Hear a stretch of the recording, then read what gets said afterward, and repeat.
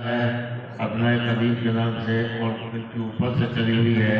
اس لیے اس میں کوئی ترمیم کی بھی کوئی بات نہیں سوچ سکتا، ورنہ تو قدیم اور جدید کی مطلب ہی کیا ہے؟ اصل ہے ابنائے دارالعلوم حسینیہ، اور یہ ابنا یہ جمع ہے ابن کی، جس کا مطلب اولاد، بیٹے،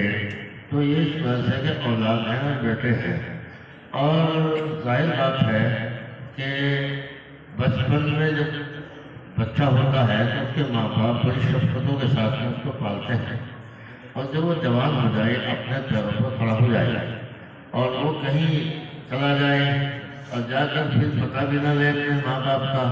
تو وہ کیسا بیٹا ہوگا؟ اور اسے اپنے آپ کو یہ کہنے پر کیا فخر ہوگا کہ میں فلاں کا بیٹا ہوں؟ یا وہ باپ کیسے کہے گا میرا بیٹا فلاں ہے، جبکہ وہ اس کو کبھی ایک خط بھی نہیں لکھتا، ایک فون بھی نہیں کر سکتا، ایک پیسہ بھی اس کو نہیں دے سکتا، تو کیسا بیٹا ہے؟ تو اس لیے یہاں بلانے کا مقصد اور آنے کا مقصد اصل یہ ہے کہ ہمارا جو ایک رشتہ بہت پرانا رشتہ ہے، اور اس رشتے کو یہاں جب تک آدمی رہتا ہے برسوں میں تو وہ سب کچھ ہوتا ہے، جب چلا جاتا ہے تو بالکل بھول جاتا ہے، اور یہاں تک کہ وہ اپنے آپ کو ایک بہت بڑا آدمی سمجھ لیتا ہے، اور سمجھتا ہے یہ تو چھوٹے مکتب کی بات ہے، ہم چھوٹے مدرسے کی بات ہے، ہم تو بڑے بڑے مدرسوں سے اور بڑے بڑے علوم فضول ہم نے حاصل کیے ہیں، تو اس لیے وہ ایک بات ہوتی ہے، لیکن بات یہ ہے کہ بیٹا بیٹا ہی ہوتا ہے، ماں باپ ہی ہوتے ہیں،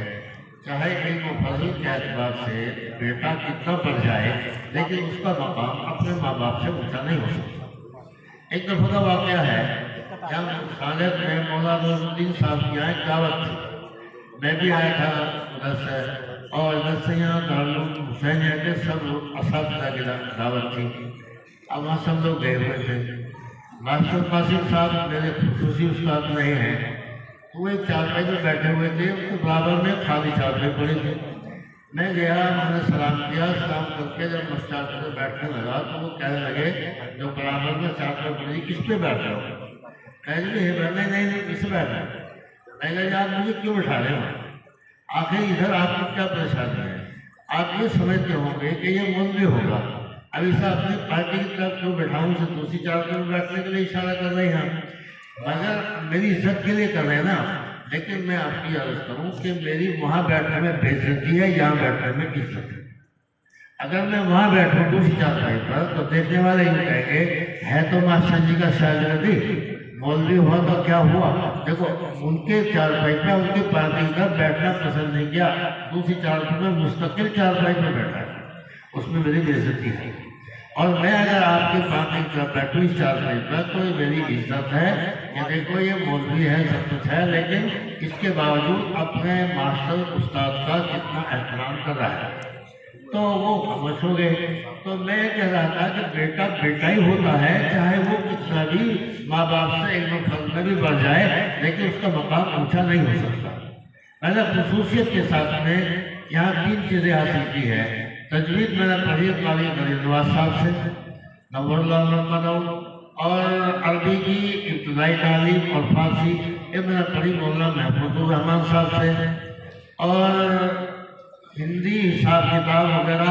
اور الگ وقت میں جبکہ وہ کورس میں داخل نہیں تھی کچھ انگلش وہ پڑھی میں نے ماسٹر قاسم صاحب سے، اور میں سمجھتا ہوں کہ شروع سے لے کے اب تک وہی 3 چیزیں جو یہاں جتنی پڑھی انہی سے کام چلتا رہا، حساب کتاب میں بھی اس سے کام چلا